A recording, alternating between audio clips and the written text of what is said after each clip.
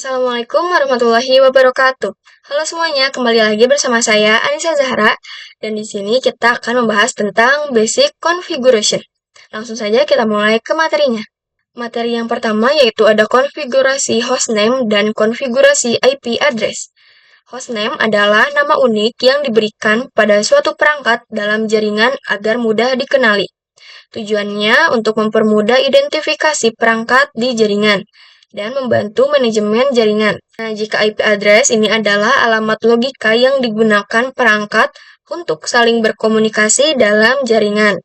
Tujuannya untuk mengatur jalur komunikasi antar perangkat, menghubungkan perangkat ke jaringan lokal atau internet. Ini cara untuk konfigurasi hostname, yaitu pertama ke sistem, lalu ke identity, dan di sini bisa ganti, lalu klik OK. Nah, ini jika untuk mengkonfigurasi IP address. Masuk ke IP, ke bagian address, dan tambahkan, kalian bisa ganti ininya sesuai dengan address yang kalian inginkan. Lalu klik OK. Materi yang kedua yaitu Trick About TLI. Hierarchical Structure, klik tab untuk complete comment. Double tab untuk melihat ketersediaan komen, dan question mark atau tanda tanya untuk menampilkan bantuan komen disertai keterangan.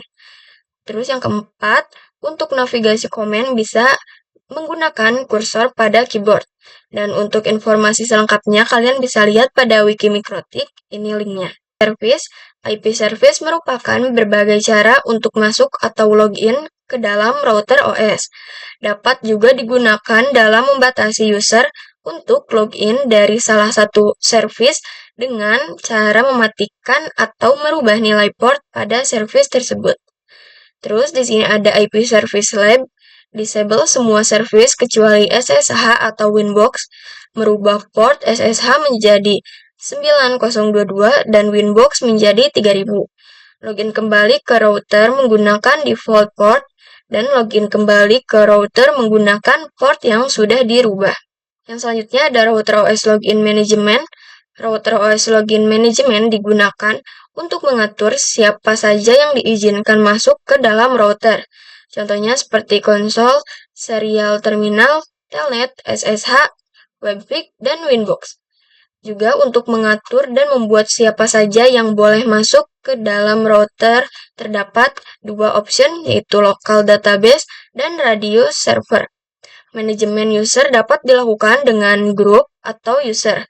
Kalau grup, itu profil pengelompokan user menentukan privilege yang bisa diperoleh suatu user. Kalau user merupakan login atau username dan password dari suatu user. Nah, dan yang terakhir yaitu Router OS Login Management bagian grup. Grup digunakan untuk memberikan hak akses terhadap user.